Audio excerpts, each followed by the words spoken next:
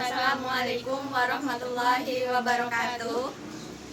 Perkenalkan, nama saya Rahmah Nalatul Haq. Saya sebagai moderator dan saya bersama rekan saya Hananul Afifah. Dan saya Susi Wardani. Di sini kita akan membahas tentang negara dan konstitusi. Yang pertama ada pengertian negara. Negara merupakan suatu teritorial yang berdaulat. Setiap negara dalam batas wilayah mempunyai kekuasaan tertinggi dan eksklusif. Negara dapat diartikan suatu organisasi kekuasaan yang merupakan persetujuan masyarakat dan merupakan alat untuk mencapai tujuan bersama. Yang kedua ada tujuan negara.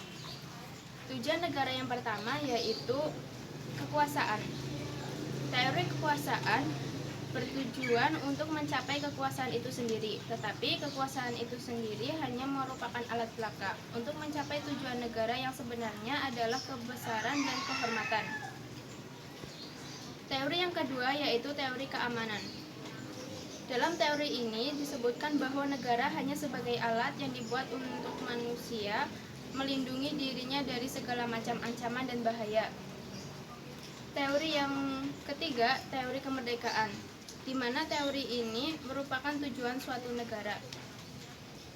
Teori yang keempat, teori kesusilaan, merupakan teori yang bertujuan untuk memajukan kesusilaan manusia baik secara perorangan maupun akhlak makhluk sosial.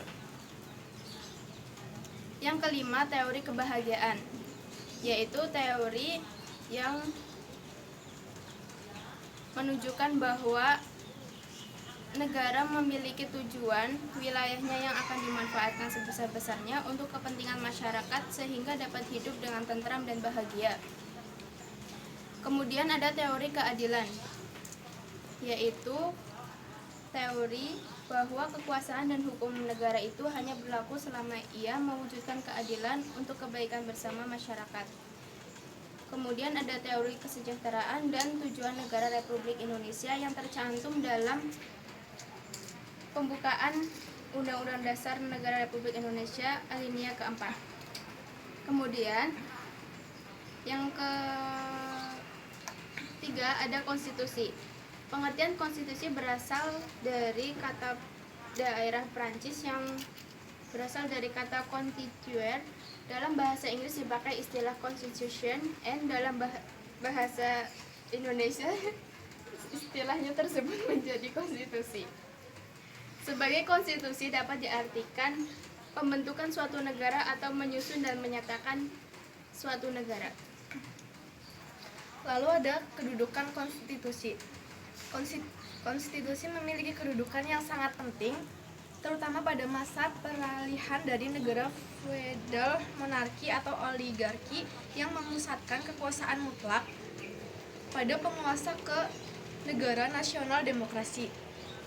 Konstitusi berkedudukan sebagai benteng pemisah antara rakyat dan penguasa yang kemudian secara berangsur-angsur mempunyai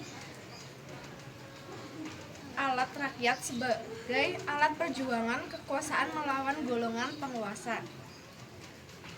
Lalu ada sejarah konstitusi Indonesia,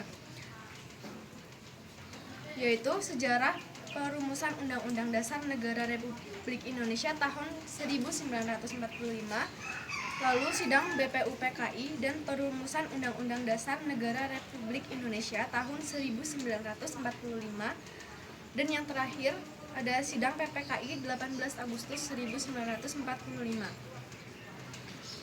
Beralih ke perubahan sistem ketatanegaraan Republik Indonesia yang pertama, yaitu Undang-Undang Dasar sementara tahun 1950 menjadi Konstitusi Republik Indonesia Serikat tahun 1949.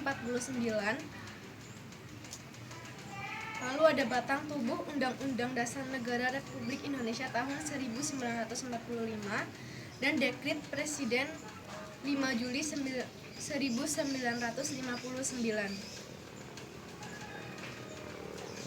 Terus ada Undang-Undang Dasar Negara Republik Indonesia tahun 1945 memuat beberapa hal, diantaranya yang pertama, Undang-Undang Dasar sebagai dasar hukum. Yang kedua, itu ada pokok-pokok pikiran dalam pembukaan. Yang ketiga, ada Undang-Undang Dasar menciptakan pokok-pokok pikiran yang terkandung dalam pembukaan pasal-pasalnya. Yang keempat, ada Undang-Undang Dasar bersifat singkat dan supel. Yang kelima, ada kekuasaan negara yang tertinggi di tangan Majelis Permusyawaratan Rakyat. Yang keenam, ada Presiden, ialah penyelenggara pemerintah negara yang tertinggi di bawah majelis. Yang ketujuh, Presiden tidak bertanggung jawab kepada Dewan Perwakilan Rakyat. Yang kedelapan, Menteri Negara ialah pembantu Presiden. Menteri Negara tidak bertanggung jawab kepada Dewan Perwakilan Rakyat. Yang terakhir, ada kekuasaan kepala negara yang tidak terbatas. Terus, amandemen Undang-Undang Dasar Negara Republik Indonesia tahun 1945 dibagi menjadi 3 bagian. Yang pertama, yaitu Dasar Yuridis Perubahan Undang-Undang Dasar Negara Republik Indonesia tahun 1945. Yang kedua, dasar pemikiran yang melatar belakangi dilakukannya perubahan Undang-Undang Dasar Negara Republik Indonesia tahun 1945. Dan yang terakhir itu terdapat tujuan perubahan Undang-Undang Dasar Negara Republik Indonesia tahun 1945. Sekian presentasi dari kelompok kami. Apabila ada kesalahan dan tutur kata yang kurang berkenan, kami mohon maaf yang sebesar-besarnya. Billahi taufiq wal hidayah. Wassalamualaikum warahmatullahi wabarakatuh.